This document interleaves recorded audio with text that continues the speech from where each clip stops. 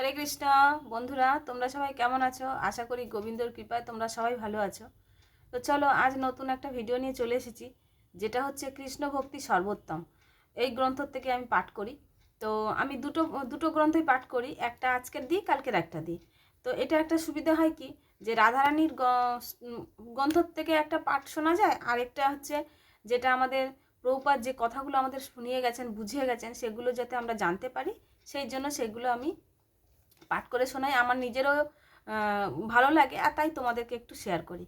তো চলো, চ্যানেলটাকে সাবস্ক্রাইব করতে ভুলবে না। সবাইকে বলি, যদি আমার কোনো ভুল ত্রুটি হয়ে থাকে তো আমাকে সবাইকে বলছি ক্ষমা করে দিও।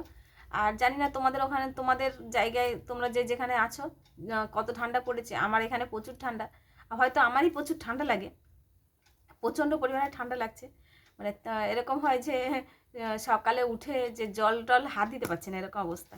তো চলো, আজকের একটা খুব গুরুত্বপূর্ণ প্রভুপাতের কথা, যেগুলো খুব প্রয়োজন, আমরা যেগুলো অনেক কিছু মানে কি বলবো, বুঝতে চাই না, এটাই হচ্ছে। তো চলো, প্রভুপাতের মন্ত্র বলে পাঠ শুরু করব। নমঃ বিষ্ণুপাদায় কৃষ্ণপৃষ্ঠায় ভূতলে শ্রীমতে ভক্তি বেদান্ত স্বামিনী নামিনে নমস্তে সরস্বতী দেবী গৌরবাণী প্রচারিণে নির্বিশেষ শূন্যবাদী পশ্চাত্যেশ্বতারিণী। জয় জগৎগুরু শিল প্রভুপাদ কি জয়। হরে কৃষ্ণ। আজকের হচ্ছে বুঝুন না বুঝুন, আসুন শুধু শুনুন আর কি। এখানে গ্রন্থের মধ্যে দেওয়া আছে, কত সুন্দর না? বুঝুন না বুঝুন, আসুন শুধু শুনুন।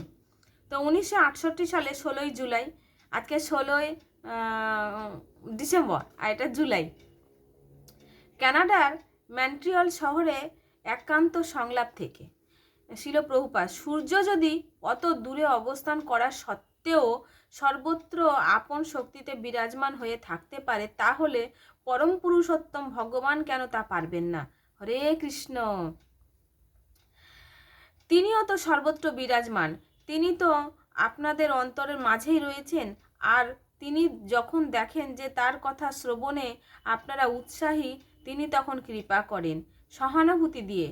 তিনি সবার প্রতি সহানুভূতি রাখেন, অনেক বেশি সহানুভূতি রাখেন। তাহলে এখানে প্রভুপাদ কি বোঝাচ্ছেন? হৃদয়ে যখন আমাদের গোবিন্দ বাস করে, আর আমরা গোবিন্দর কথা মনে না করে খালি বলি আমার আমার অনেকে বলে না, আমার আত্মা যা চায় তাই করবে। যে বলে না যে আমি হয়তো এককালে আমি যদি বা এই কথাটা কোনোদিন বলিনি, কিন্তু অনেকের মুখে আমি শুনি, আমার বাড়ির লোকও বলে, তো আত্মা যা চায় তাই খাও, আত্মা যা চায় তাই করো। আত্মা যদি বলে এখন আমাকে ওকে মারতে ইচ্ছে করছে, তাই বলে কি আমরা তাকে মারতে পারবো? আত্মা যদি বলে যে আমি আমার বাবা মা, আমার ফ্যামিলির সঙ্গে ঝগড়া করতে ইচ্ছে করতে, তাই বলে কি ঝগড়া করব? তো এই হচ্ছে কথা। শুধু যেই সময় যে কোনো মানুষ যখন বলবে না যে আত্মা যা চায় তাই করো, তো তখন তাকে ঘুরিয়ে প্রশ্ন করতে হবে যে আপনি কি বলতে পারবেন আত্মার সাইজটা কত? এক কথায় মুখটা বন্ধ হয়ে যাবে। সে তো জানবে না, কারণ তারা গ্রন্থ পাঠ করে না, শোনে না, শ্রবণ করে না। এই যে আমার বন্ধুরা বা আরও যারা অনেক বন্ধুরা আছে, সময় করে রাত জেগে, আমি দেখছি আমার যে কটা বন্ধু আমার ভিডিও দেখে, সব রাত জেগে ভিডিও দেখে। তো এই যে ভিডিও দেখে 10 মিনিট হলেও তারা শুনছে। অনেক বন্ধুরা আছে যে ভিডিও দেখে, শ্রবণ করে, তো তারা জানে যে আমাদের আত্মা কী চায়, আত্মা আমার গোবিন্দ চাইছে যে এই কাজগুলো করতে না। তারপরে শোনো, তখন তিনি কি করেন? তৃণতাং শ্রীনতাং সকতাহ কৃষ্ণ, শ্রীকৃষ্ণ যখন দেখেন কেউ তার কথা শুনতে আগ্রহী, তখন তিনি আপনাদের জন্য সেই সুযোগ করে দেন। কি সেই সুযোগ? প্রশ্ন হচ্ছে এখানে একটা করে।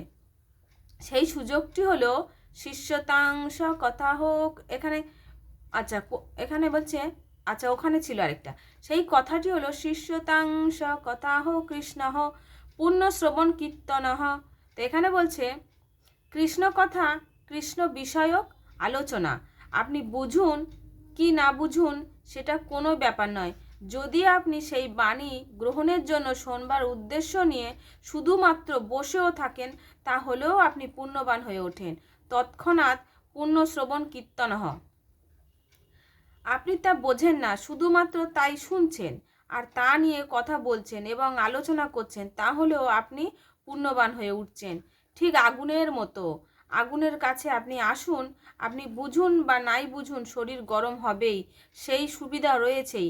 আপনার বোঝবার দরকার নেই যে আগুনটা কিভাবে তৈরি হয়েছে, তার রাসায়নিক বা ভৌতিক উৎপাদন সংমিশ্রণের রহস্যটা বা কী। বুঝুন না বুঝুন উপলব্ধিটাই হবেই। ঠিক যেমন আপনি গাড়িতে বসেছেন, মোটর গাড়িতে, আপনি সেটাকে বুঝুন কিংবা নাই বুঝুন, গাড়িটির কলকাবজার কারিগরি যন্ত্রকৌশল কী তা না বুঝলেও কিন্তু গাড়িটায় চলে যেতে পারেন আপনিও। তেমনি কৃষ্ণকথা খুব সহজ পদ্ধতিতে কাজ করে। যদি অনুগ্রহ করে আপনারা আসেন এবং তা শোনেন, তাহলে পুণ্যবান হয়ে উঠবেন। সেটা হলো প্রথম দফা। বুঝবেন না কিংবা মানছেন না, কিন্তু যদি মর্মে সেটি প্রবেশ করে, তাহলে আপনি পুণ্যবান হয়ে উঠছেন। পুণ্য শ্রবণ কীর্তনঃ। তো দেখো এখানে যেটুকুনি আমরা শ্রবণ করব, আমাদের মন দিয়ে শ্রবণ করতে হবে। দেখো আমার এত ঠান্ডা লাগছে, আমার মানে কি বলবো, ঠান্ডায় আমি হয়ে যাচ্ছি। এখনও আমার সংসারে রান্না বাকি পড়ে জল ঘেটে রান্না করতে হবে। তো আর যদি আপনি যৎ সামান্য মনোযোগ নিবিষ্ট করেন, তাহলে সুফলতা হবেই। হৃত্যান্তহস্ত হভ্যন্দ্রাণী। আমি আগে না উচ্চারণ করতেই পারতাম না, আর তোমরা তো জানো যে আমি কত সুন্দর উচ্চারণ করি। হাসি পায় হয়তো অনেকের যে দিদিভাই বলতে বলতে কত রকম কথা বলে। তো এখন একটু একটু পারি। সেদিনকে আমার মেয়ের সামনে বসে বসে আমি গ্রন্থপাঠ করছিলাম, মানে আমাদের ক্লাসে। মেয়ে পড়েছে পরিষ্কার, আর আমি পড়ছি গুলিয়ে গুলিয়ে গুলিয়ে গুলিয়ে। তাই হচ্ছে আমার যাই হোক, এখানে প্রভুপাদ একটা জিনিস কি বলেছে, বিদ্যা এমন শেখো যাতে গ্রন্থপাঠটাও করতে পারো। বা সেটুকুনি গোবিন্দ আমাকে শিখিয়ে রেখে দিয়েছে, এইটুখানি ঠিক আছে। আপনার অন্তরে যত কিছু অবাঞ্ছনীয় আবর্জনার মতো চিন্তাভাবনা জমে উঠেছে, সেগুলো পরিষ্কার পরিচ্ছন্ন হয়ে যাবে। ভগবান শ্রীকৃষ্ণ আপনাকে সাহায্য করবেন। শিবানন্দ, এখন ধরা যাক অহমিকা এবং শিলপ্রভুপাত। অহমিকার কি আছে? এখন তো আপনাকে শুনতেই হচ্ছে, ব্যাস তাহলেই হলো। আবার শিবানন্দ বলছে, না, আমি বলতে চাইছি যে এই যে মনোযোগ দেওয়াটা, এটাই তো জড় ব্যাপার, অতি অতি সূক্ষ্ম কাজ। কিন্তু শিলপ্রভুপাদ, হ্যাঁ, যদি আপনি মনোযোগ দেন তো খুব ভালো, আর যদি আপনি মন না দেন, শুধুমাত্র শুনতে থাকুন, তাতেও কিছুটা প্রতিক্রিয়া হবে। তো এখানে প্রভুপাদ কত সুন্দর বলছে। অনেকে আছে না, যেমন আমি কিন্তু আগে যখন গোবিন্দর কথা শুনতাম, মনোযোগ সহকারে শুনতে পারতাম না, ভালো লাগতো, চালিয়ে রাখতাম। তো গোবিন্দ আস্তে আস্তে আস্তে আস্তে আস্তে আস্তে সেটা কৃপা করছে। এটা আমাদের গুরু মহারাজরা, গুরুদেবরা সবাই বলছে, শ্রবণ করতে করতে করতে করতে গোবিন্দ তোমার অন্তরে, গোবিন্দ আমাদের শরীরের ভিতরে ক্ষীরোদকশাহী 3টে বিষ্ণু আছে, তো আমার নাম মনে নেই, মানে যখন ক্লাস করি মনে পড়ে, যখন ক্লাস করি না ভুলে যাই। তো উনি আছেন, তো সেইটা হচ্ছে ঘুমিয়ে থাকেন। তো সেটা যখন শুনতে সবই পায়, যেরকম আমাদের কান হচ্ছে জেগে থাকে, আমরা যতই ঘুমাই না কেন কান আমাদের ঘুমায় না, জেগে থাকে। সেরকম অন্তরে যে বিষ্ণু বাস করে, তিনি ঘুমিয়ে থাকলেও সব শুনতে পান, সেরকমই আর কি। তো আমাদের সব শুনতে পাচ্ছে, শুধু জেগেও থাকে। অন্তর থেকে আমরা যা বলবো সব কিছু তিনি জানতে পারে। কিন্তু যখন আমরা শ্রবণ করব, আস্তে আস্তে গোবিন্দ সেই অন্তরের মধ্যেই উনি হয়ে উঠবে আমাদের, মানে বিশালভাবে আমাদের উপকার করতে থাকে। সেটা সব যারা যারা শ্রবণ করে তারা জানে। আমি তো ক্ষুদ্র একটা জীব, আমার বন্ধুরা সত্যি কথা শ্রবণ করে এত সুন্দর। তো এখানে বলছি শিবানন্দ, এখন আমরা তো আমাদের মনোযোগ নিয়ন্ত্রণ করতে পারি, অন্যদিকে অন্য কোথাও দিতে পারি। শিলপ্রভুপাদ, যদি আপনাদের মনোযোগ নিয়ন্ত্রণ করতেই না পারেন, তবে বসে থেকে লাভ কিসের? তাহলে তো আপনি কেবলই সময় নষ্ট করছেন। কেন আপনি আসেন সেটা তো বোঝাই যাচ্ছে। আপনি তো শুনতেই আসেন, তার মানে আপনি অবশ্যই মন দিয়েই শুনবেন। এটা কত সুন্দর, এটা কথাটা প্রভুপাদ কত সুন্দর বুঝিয়ে দিয়েছে। বলছে, তুমি এখানে আসছো, তুমি বলছো যে আমার মন লাগে না, কিন্তু আমি আসছি, কিন্তু অল্প তো মন লাগছে, যার জন্য এখানে সময় নষ্ট হলেও তুমি জানো এটা সময় নষ্ট হচ্ছে। কি সময়টা আমি হয়তো অন্য কাজে লাগাতে পারতাম টাকা ইনকামের জন্য, কিন্তু তুমি শ্রবণ করছো, তার মানে তোমার হৃদয়ে জাগৃত হচ্ছে। তবে এটা একান্ত মস্ত সুবিধে যে আপনি যদি মনোযোগ না দিয়েও শোনেন, আপনি শুদ্ধ হয়ে উঠতে থাকবেন। কিন্তু যদি মনোযোগ দেন তো ভারী চমৎকার, আপনার উন্নতি হতে থাকবে, খুব শীঘ্রই আপনি সুফল হবেন। সুন্দর না কথাগুলো? তাই শ্রীকৃষ্ণ অর্থাৎ পরমেশ্বর ভগবানকে আপন কর্মবৃত্তির সাহায্যেই সন্তুষ্ট করাটাই জীবনের সফলতা। অন্ত অত্যহ পু অত্যহ পুম্ভিদির্বর্জ্যেষ্ঠা বর্ণাশব শ্রম বিভাগ গহস বিভাগসহ স্বনুষ্ঠিতস্য ধর্মস্য স্বনিষ্ঠিতস্য ধর্মস্য সংসৃদ্ধি হর্নিতোষণম। পরম সত্য পরমেশ্বর ভগবানকে সন্তুষ্ট করবার চেষ্টা করা চাই। তাই শ্রী চৈতন্য মহাপ্রভু পরমেশ্বর পরামর্শ দিয়েছেন, তোমার যা কাজ তুমি করতে থাকো, সেটা কোনো ব্যাপার নয়, কিন্তু বিনীতভাবে শ্রবণ করতে চেষ্টা কর।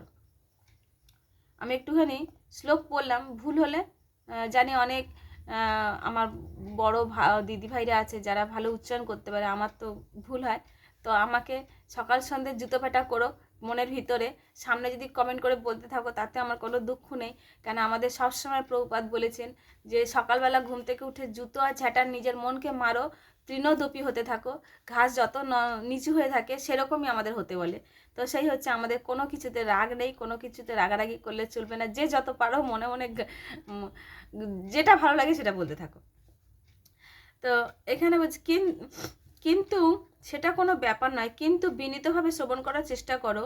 আমরা তাই মানুষকে এই সুযোগটা করে দিচ্ছি, আসুন এবং শুনুন।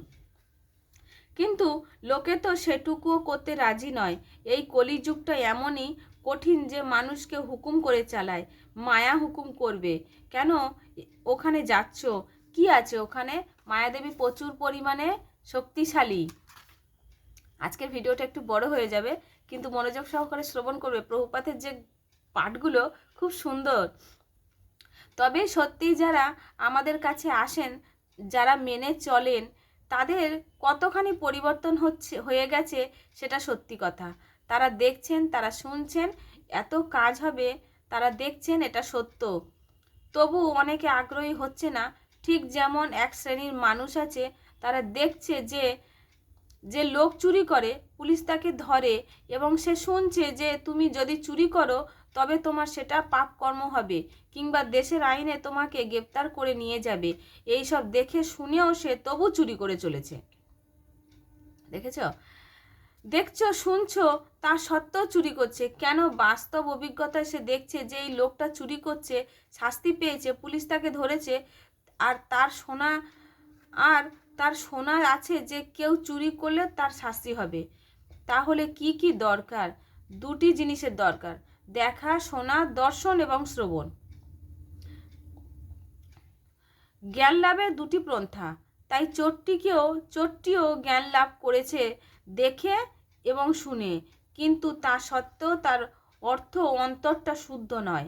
তাই এই জিনিসটি অন্তরটিকে পরিচ্ছন্ন করে তুলতে সাহায্য করবে। শ্রীনবতাংশ কথাহ কৃষ্ণ পুণ্য শ্রবণ কীর্তন। তারপরে এখানে কি বলছে, আমাদের সবসময় ভালোভাবে শ্রবণ করতে হবে। শুধুমাত্র আইন মেনে চললেই হৃদয় পরিশুদ্ধ হবে না। আপনারা হাজার হাজার নিয়মকানুন আর আইন বিধি তৈরি করতে পারেন, তা দিয়ে আপনারা জনগণের হৃদয় পরিশুদ্ধ করতে পারেন না। হৃদয় পরিশোধনের একটাই হলো পদ্ধতি, সুতরাং এই পদ্ধতির সুযোগটুকুই গ্রহণ করতেই হবে। শুধুমাত্র বললেই হবে না যে যদি তুমি এই সব করো তাহলে তোমার শাস্তি হবে। লোকে তাকে গ্রাহ্যই করে না। ঠিক একটি বাচ্চা শিশুর মতো। মা বাবা প্রতিদিন বলছে বাচ্চা এটা করো না, ওটা দুষ্টুমি, কিন্তু তবুও সে তাই করে। ঠিক কুকুরের মতো, পশুর মতো, কারণ অন্তরটা তাদের শুদ্ধ নয়, সেই শুদ্ধ জ্ঞানটুকু তাদের অন্তরে নেই। তাই অন্তর পরিশুদ্ধ করে তোলার সর্বোত্তম পন্থা হলো এইটাই, চেতোদর্পণ মার্জনম। এইটাই হলো পদ্ধতি। মানুষকে এই পদ্ধতি সুযোগ গ্রহণ করতে হবে, কিভাবে অন্তর পরিশুদ্ধ করে তুলতে হবে, মন শুদ্ধ করে তুলতে হবে হয়, তখন আপনার ব্যক্তিসত্তা হবে সাত্ত্বিক, পরিপূর্ণ, পূর্ণ মানব হয়ে উঠবেন আপনি। শ্রীনবতাংশকতাহ কৃষ্ণঃ। তাই আমরা বলি না যে আপনার কাজকর্ম বদলে ফেলুন, যা করছেন তার পরিবর্তন করুন না, কেবল আসুন এবং শুনুন, কৃপা করে শুনুন। তাহলে প্রভুপাদ কি বলছে, আমাদের কোনো কিছু বদলাতে হবে না, আসুন শুনুন, আর 4টে নিয়ম যেটা হয়েছে যখন আমরা ভগবানের সেবায় যুক্ত হব সেইটা পালন করব। আদার্স আমাদের বড় কিছু করতে বলেইনি। যদি জপ না করেন তাহলে কেবল শুনতে থাকুন। ওই শ্রবণের পন্থাটিও আপনার মন ভাবরোগ নিরাময় করবে। শ্রবণঃ কীর্তনম। অতএব মানুষকে আমাদের মন্দিরে আসতে হবে এবং এই জপ শুনতে হবে। আমরা জুলুম করছি না, আমরা বিশেষ কিছু বলছি না। যদি কিছু দান দক্ষিণা দেন তো মন্দির আছে, তার খরচ আছে, বিপুল খরচ হয় তার ব্যবস্থাপনায়। আপনার যদি কৃপা হয় তাতে তাহলে খুবই ভালো। যদি আপনি কিছুই না দেন, দিতে না চান, তবু দয়া করে আসুন, কৃপা করে আসুন এবং শুনুন। যদি আপনি কারো বাস্তবিক বন্ধুও হয়ে থাকেন তো সেই বন্ধুদেরও নিয়ে আসুন। তাই দেখছেন জিনিসটা কত সুন্দর। স্থানে স্থিতঃ শ্রুতিগতাং তনুবাঙ্গ নভিহ। আপনি যা করছেন তাই করতে থাকুন। আমরা বলছি না যে আপনাকে কাজকর্ম বদলে ফেলতে হবে, কিন্তু আপনি কেবল শুনতে থাকুন। শ্রুতিগতাং, শ্রুতি মানে এই কান। ভগবান আপনাকে এই দুটি কান সুন্দর, ভগবান আপনাকে দুটি সুন্দর জিনিস দিয়েছেন। আপনি শুধুমাত্র এই অপ্রাকৃত সপ্ত তরঙ্গটিকে এই কানের মাধ্যম দিয়ে ভিতরে পাঠিয়ে দেন। হরে কৃষ্ণ। দেখেছ কান আমাদের কত সুন্দর করে শ্রবণ করতে বলছে, আর আমরা কি কি শ্রবণ করে ছোটবেলা থেকে বড় হয়ে গেছি। আর যখন আপনি তা করবেন তখনই নিজেকে পরিশুদ্ধ করে তুলবেন। তখন আপনি জানতে পারবেন কেমন করে আপনার নিজ বৃত্তি অনুসারে স্বাভাবিক কাজকর্মের মাধ্যমে আপনার জীবন সার্থক সফল করে তুলতে পারেন। সকর্মণঃ তম ভাজ্যর্চ সংসিদ্ধিং লভতে পরম। সংসিদ্ধি মানে সতর্কতা, সিদ্ধি লাভ। তো আজকে এটা কেন পুরোটা পাঠ করে নিলাম, এটা খুব সুন্দর। এটা যদি আমি ছোট করে রেখে দিতাম তাহলে বুঝতে পারতাম না কাল আমি কি পাঠ করব। এটা খুব সুন্দর, তোমরা মনোযোগ সহকারে এটা শ্রবণ করো। আর একটা তোমাদের সঙ্গে একটা জিনিস শেয়ার করব। তোমরা যদি মনে করো, আমার হোয়াটসঅ্যাপ নাম্বার তো দেওয়াই আছে, তোমরা যদি মনে করো যে অনেক সময় কি হয় না, আমাদের গুরু মহারাজরা বা আমরা যাদের সঙ্গে ক্লাস করি সবাই বলছে যখন আমরা কোনো জব করব না, যে সবাই মিলে একসাথে জব করলে কি হয়, আমাদের জবে মন বসে, আন্তরিকটা বাড়ে, আমাদের জব ক্লাস ভালো হয়। তো তোমরা যদি আমার এই বন্ধুরা যারা আছো তারা যদি মনে করো যে আমার সাথে জব করতে চাও তো আমাকে কমেন্ট করো, তো আমি আমার গ্রুপের সাথে অ্যাড করিয়ে নেব। আর এটা আমার পার্সোনালি হয়ে থাকবে। আমি যেহেতু এটা শুরু করে দিয়েছি, আমার কিছু নতুন ভক্ত আমার সঙ্গে অ্যাড হয়ে গেছে, সবাই মিলে আমরা জব করি। তোমরা যদি মনে করো জব করতে চাও তো আমাকে কমেন্ট করো। তো রাধে রাধে, হরে কৃষ্ণ।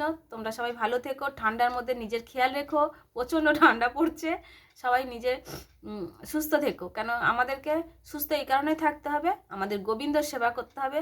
এই শরীরটা আমাদের নয়, আমার গোবিন্দর। তো গোবিন্দর সেবা করার জন্য সর্বক্ষণ তৈরি থাকতে হবে। তো আজকে ভিডিও এখানে রাখছি, তোমরা সবাই ভালো থেকো, রাধে রাধে।